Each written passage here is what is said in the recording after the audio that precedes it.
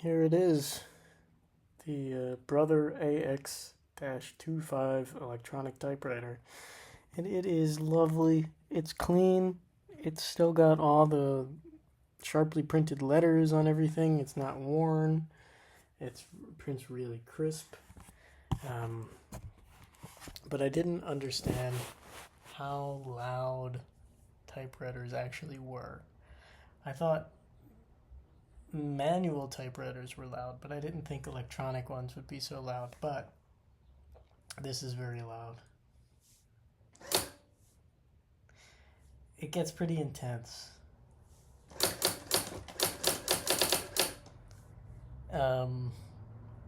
So I have it on this cushion to keep it from vibrating the table or the floor.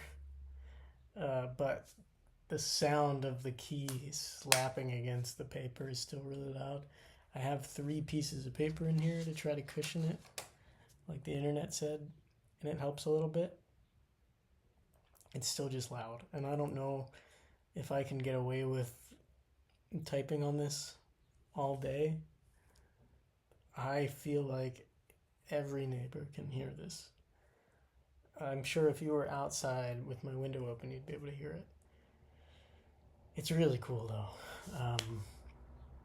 One of the coolest things is there's a line by line mode where I can type a whole sentence.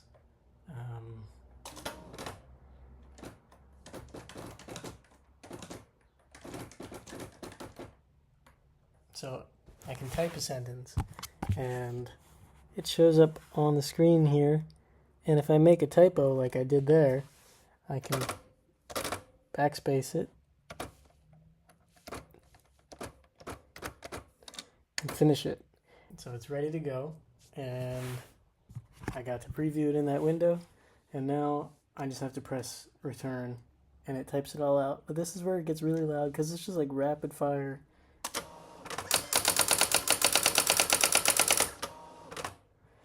Oh, but it's so cool. I love this.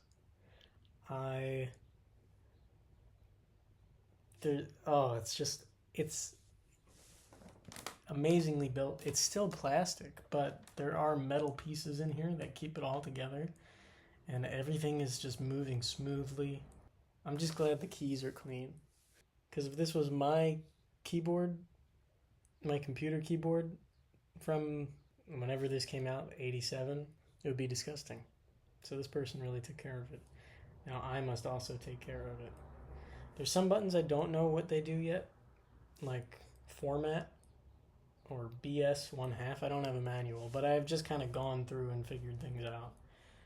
There's bold, there's underline, there's no italics, which I learned that's like a whole other font. And there's not actually even bold on here either. It just repeatedly hammers the same letter, which is really interesting. But no italics, because you would need a whole extra daisy wheel. I love this. I'm going to get a lot of joy out of this, but I don't know if this is going to be my daily writer, because of the volume. But we'll see. Here's a preview of what I've written, testing all of the features.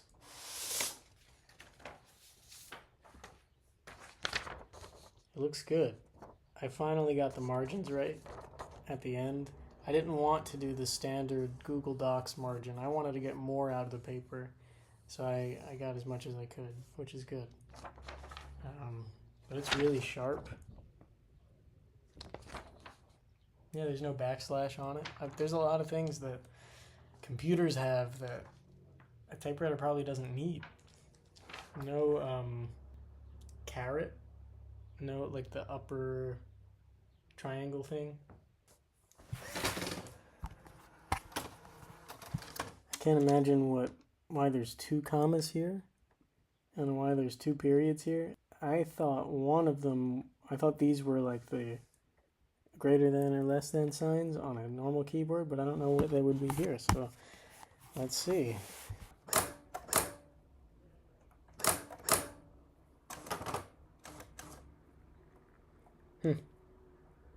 No clue. Anyway, this is fun. I appreciate this typewriter. I watched A Beautiful Mind. It was pretty good. I think the old makeup for Russell Crowe at the end, that was some of the best aging up I've ever seen. Honestly, better than CG. It looked great. It looked just like an actual old person. Yeah, it was okay. I mean, it was good.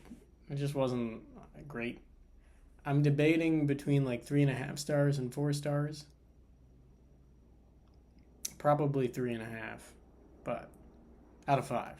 Um, but yeah, I did that. I messed around more with the typewriter. Um, I think I'm just going to write all my ideas on paper first, all my notes. Not going to write the story, but I'm going to write the outline. I'm going to write all the details. I'm going to make a lore Bible. And then I'll be better prepared to actually write something on this.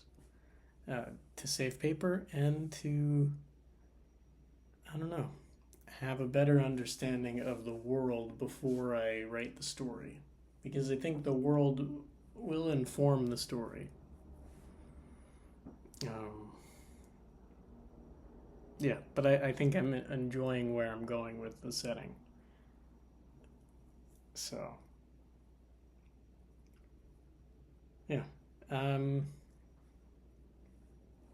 don't really have much else to talk about today. I ordered shawarma because I ate at my parents' yesterday, and so I didn't have any lunch.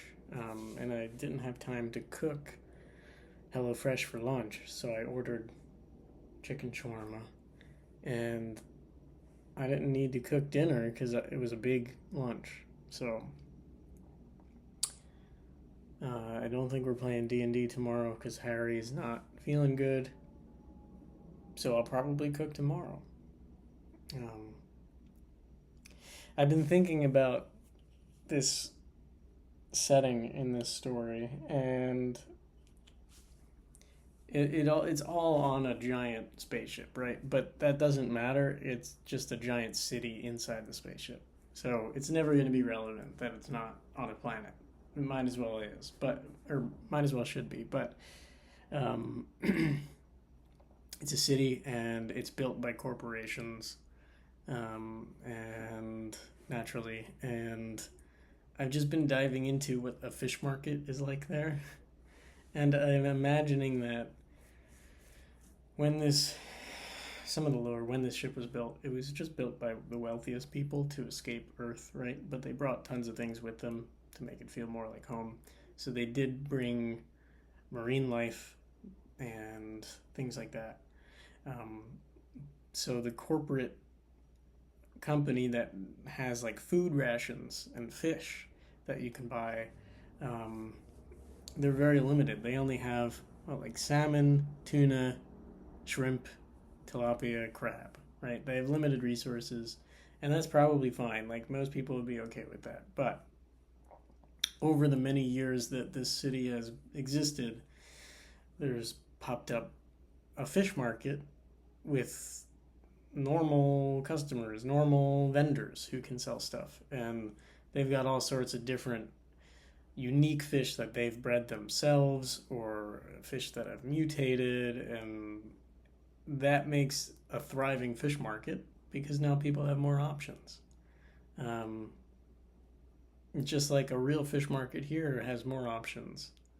Um, so some of the ideas with the help of ChatGPT, uh, jelly drift, starfin, rustback, velvet belly, golden threadfin, striped fanfish, moonglow, crystal crab, shelltail, pebbleback, and sand mysid.